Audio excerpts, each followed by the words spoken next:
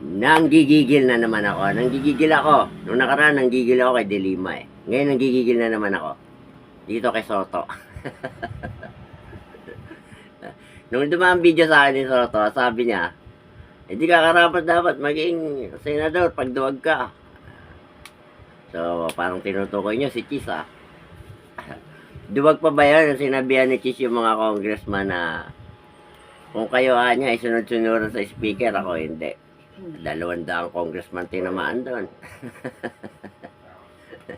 Duwag pa sa kanya yon. So ngayon, diba ulit sa akin video, sabi niya, mga top pa naman sa bar tong mga to. So, tina-justify niya yung 1 year ban na 3 file ng impeachment complaint. So parang ang tinutukoy niya, ang bilang nun kapag nasa speaker na. Samantalang sa dami ng interview sa mainstream, sa mga abogado, sinasabi nila na ang isang complaint ng impeachment kailangan i-represent ng isang mambabatas para i-file sa Secretary General. So ano trabaho ng Secretary General ngayon? Taga-abot lang, iaabot niya lang, oh. Ipapile sa'yo. Ganun ba yun? Ewan ko Pero sa mga interview sa mga abogado, pagkakaintindi ko, kaya nga hindi na tinanggap yung kay Cardema para impeachment complaint kay BBM O di sana kung taga-abot lang ang Secretary General, sige, abot ko kay Speaker, file natin. Sa kanya nila ipapile, hindi naman kay Speaker. But anyway, kung yan ang paningin mo, pero nagtataka ako, no? Sabi mo, mga barista pa naman to, mga top pa naman sa bar to, mga nakapasa sa bar. So, ibig sabihin, mas magaling ka sa kanila. Oh, diba? Para pinalalabas mo, mas magaling ka doon sa mga abogado. Abogado yun. Nagigigil ako. Oh. Pero iba sabihin mo sa kanila yun na nagbar pa naman kayo, pasado kayo sa bar. O sige, ganito. Kung talagang magaling ka, di tanungin mo si Toby Chanko kung totoo yung sinasabi niya. Kung totoo yung sinasabi ni Toby Chanko na nagkaroon ng 1.5 million, 150 million para lang magkaroon ng pirma, ma-impeach si Sara. Tanungin mo kung tama ba yon na pipirma kayo dahil lang sa 150 million para matanggal ang vice presidente. O ikaw, sagutin mo. Pag sinabi mong tama baka mamura kita. Putak ka ng putak dahil gusto mong maging Senate President. Alam mo, parang kaya mo gusto mag-Senate President kasi naipangako mo na yung sahod mo Kasi po, ang sahod ng Senador, at naging Senate President ka, iba yung sahod mo, mas malaki. O iba yung sahod ng pagiging Senate President. Kaya siguro gusto niya maging Senate President kasi naipangako niya na yung sahod niya.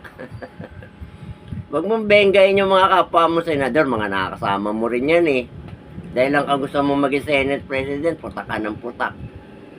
Benggain mo yung mga congressman na hindi naman tama yata yung gawin nila na pumirma sila dahil lang sa budget.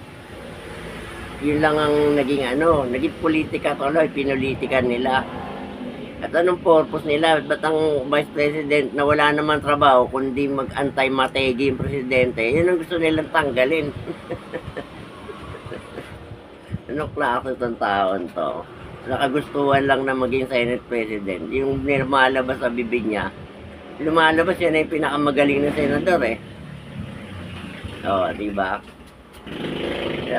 Pansa ko ng TVJ. No? Kung sinasabi mong mas magaling ka sa mga yan, mas magaling ka, yung hindi ko alam kung nagpapatawa ka, no? Komedyante ka Pansa ko ng TVJ, lahat ng comedy niya binibili ko. Pero sa pagkakataon to, hindi ako natawar sa patawa mo na mas magaling ka pa rin sa mga abogado. Kung talagang magaling ka, magpasa kayo ng bill na lahat ng kakandidato sa Senate at sa Congress dapat abogado. Kasi mambabatas kayo Kapag panahon ni Marcos, ng matandang Marcos, senior, lahat halos ng senador, abogado, ang gagaling sa debate. Walang taglish. Walang A, E, I, O, U. Walang ganon. Magagaling na abogado.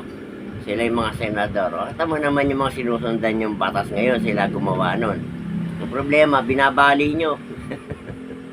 Kayo mismo, nag-uunggo yan. Kasi yung mga batas, lagi may liko. Kaya lang, nasa sa inyo na yan kung paano nyo i-interpret yung batas. Ngayon kung sinasabi mo na ang tamang bilang ng pag-pilot, nasa yung pagbigay sa speaker.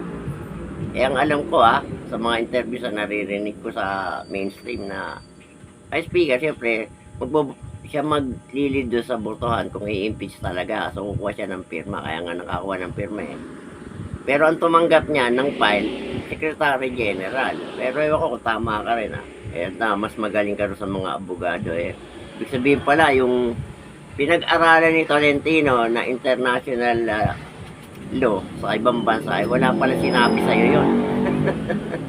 At si Alan.